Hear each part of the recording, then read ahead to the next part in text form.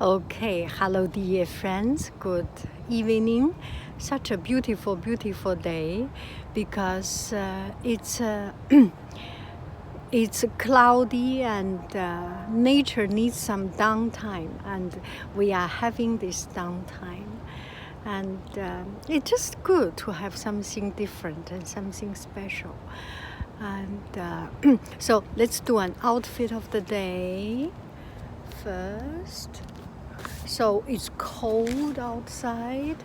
So here is my outfit of the day. Very, very, very super duper comfortable.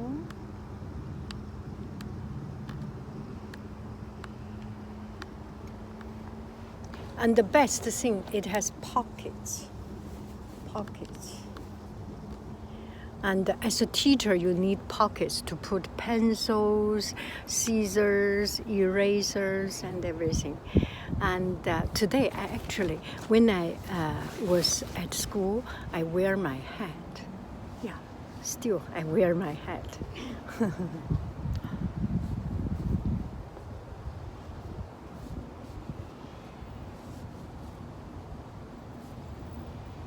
So I am at Stanford University Cantor Museum. So it's been a long time I haven't been here. Today I'm very happy. I want to share with you my joy. So we will slowly do some stories, blah, blah, blah, and this. I wish you happy, happy, happy PPP every day. I love you, I really do. do.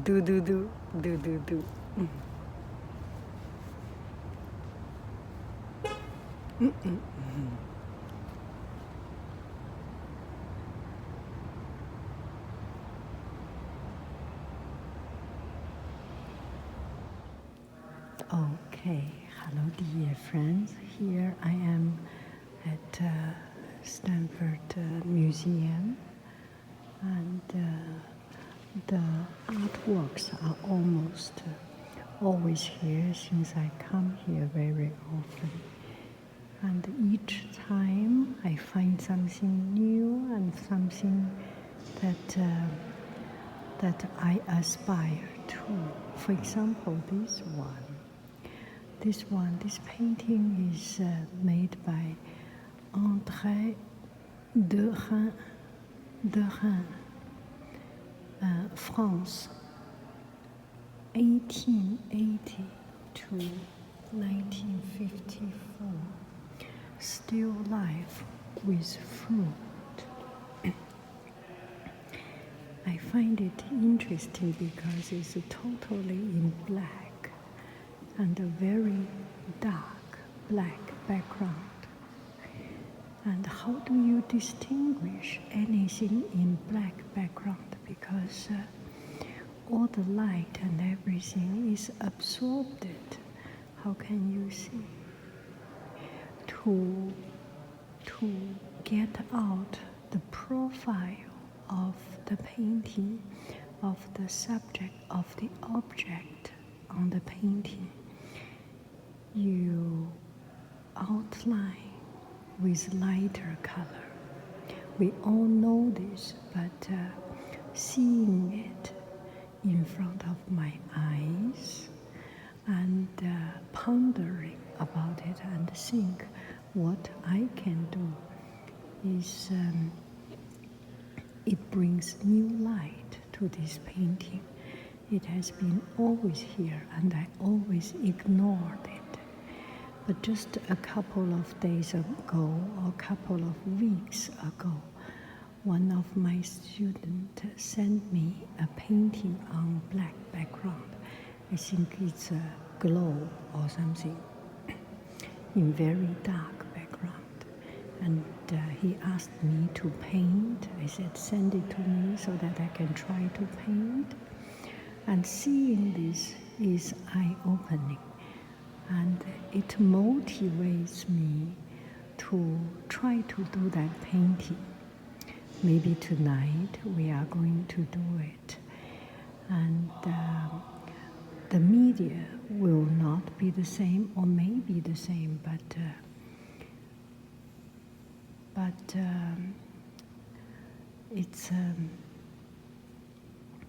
very interesting to see these ways. And under the dark background, it's just a different tone of black and different darkness of black. And these ways also, and this bowl and the fruits, it looks not so much complication like figure painting, like a very detailed, realistic, but still, it's not easy at all. I will try it when I am home. It's very interesting to see something new, and you suddenly get connect with what you always wanted to do or what you want to do. I think one day I heard on YouTube a TED Talk. There was one artist. His way, and his way of creating art is that he made himself a task, a mission, or a must do, that every day or every weekend he has to be sitting in front of his sketchbook and choose any object that he found randomly from household or anything from that jump into his eyes, and then draw it and use a real object as inspiration and think what he could be inspired to produce something that is totally different and the furthest away from the original purpose of that object. In that sense, it is very eye-opening. You know, when we produce art, it is easy in a way. It is easy to produce something that is realistic. You have an image and you look at the image and you paint the image, but there is no added meaning, or there is not enough extension of the meaning. And if we can do something that associate the image in front of us and bring out a new layer of idea and bring people to think different, to think totally away from what we see. That is true inspiring and true fascinating of the artwork. So these artists mentioned that by doing this kind of creative work, he actually learned one thing, many things. One of the most important things what he have learned is that he learned to look at things. He learned to look at things in different angle. He learned to look at things in different light, and he learned to look at things with a new pair of curious eyes. He learned to look at things and think differently. And his artwork is actually, every time he produces something new, is actually he's recollecting from his memories everything he has experienced, everything he has observed, and he is actually trying to build the connection between all the unrelated subjects or objects. What's the difference? Anyway, it's very interesting to hear artists talk something that is eye-opening and bring out new idea. And this one is Georgia O'Keeffe. Love this painting. It's a small painting, very small, about A4 size paper size, but so vivid and so bold. Love it. Maybe I should learn this one also. Let me take a picture of it.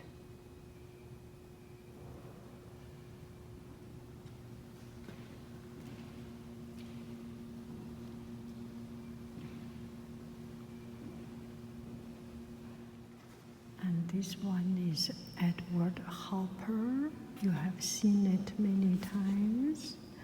This one also, you must have seen it many times because I have been here many times. This one also very vivid.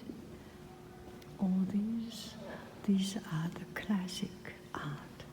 This one is very interesting. It looks very messy and but it looks very turbulent and looks I do not know. When I look at this painting, I feel the internal unrest of the artist, his heart unrest. He could not settle on one thing. He could not settle on one angle. And he sees the world here and there, everywhere. There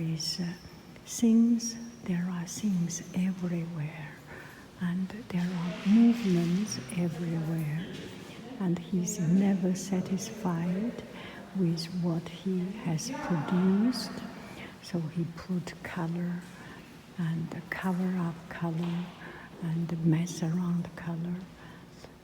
I do not know the history or background of this painting, but just by looking at it, seems he's struggling and he's having fun, and he's a little bit rebellious. Maybe I didn't use the right tense. And this is an artist, French, Belarus,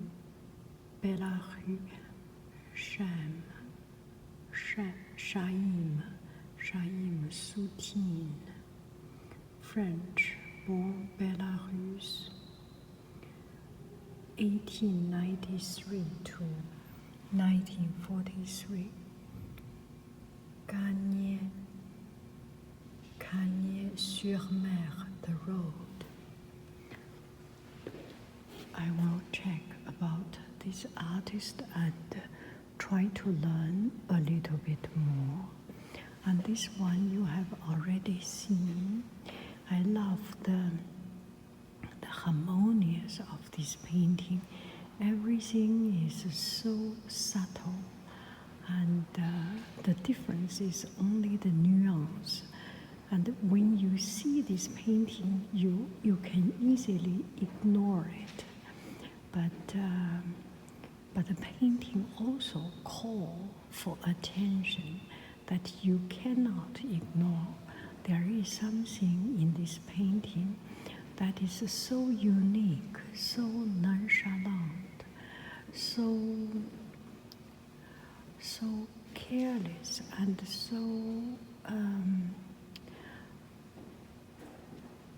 so individual and dignified. It attracts your attention.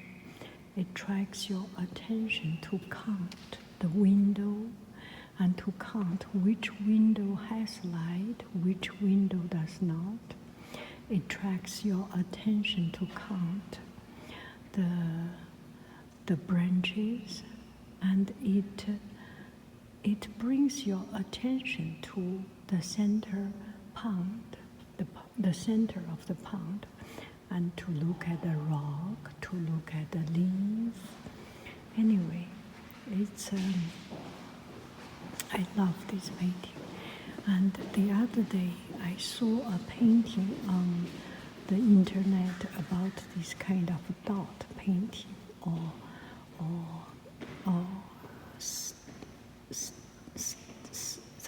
these points, pointism, or this dotism. And I tried. It's actually not easy. It takes a lot of patience. And when you do this kind of painting, you put strokes here and there.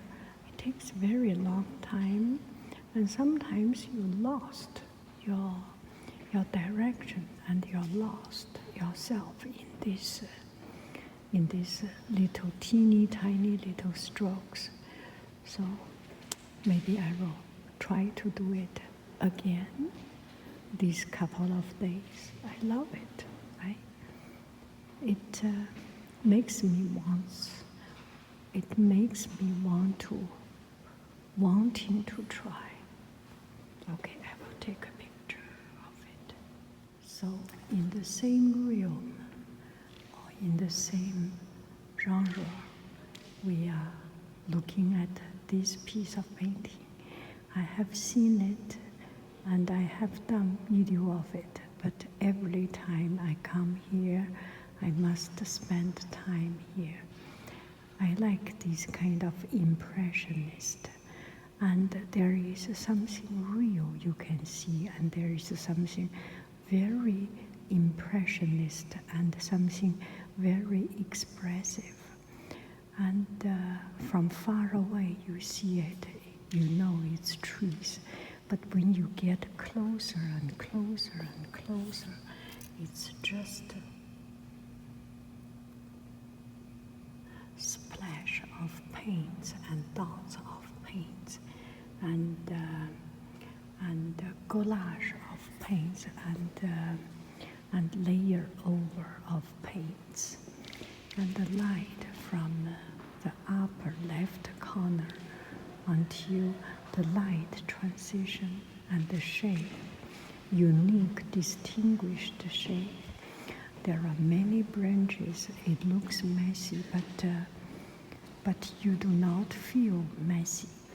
When we do painting as beginners, sometimes we lost where do we put the branch. Sometimes we put too much branch and not covered by leaf enough. Sometimes we do not enough branch. This is expertise and just the know-how, making it just right. And by doing this kind of painting, it asks for patience. It asks for observation. When you put the color, sometimes the color shout out loud, but not harmonious with the surrounding. But this one, you feel it's so harmonious. You can see the green, you can see the pink. It must be flower, or it must be sunshine, and wind, and the sun shining, and the falling leaf. You imagine it. It's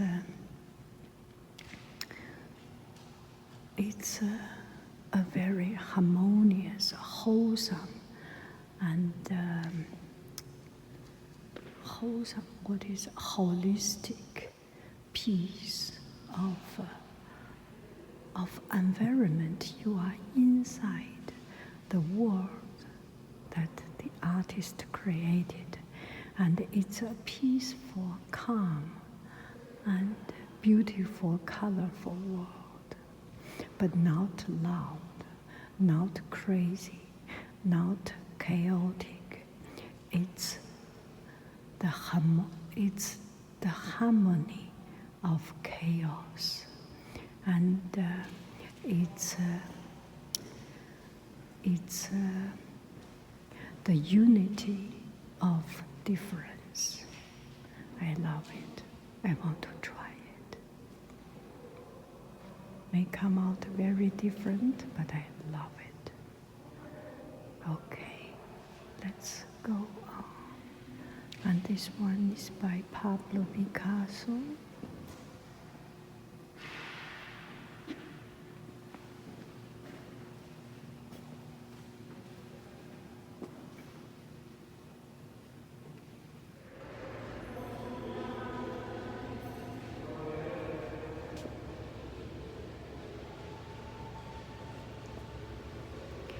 You have a wonderful, wonderful, wonderful evening.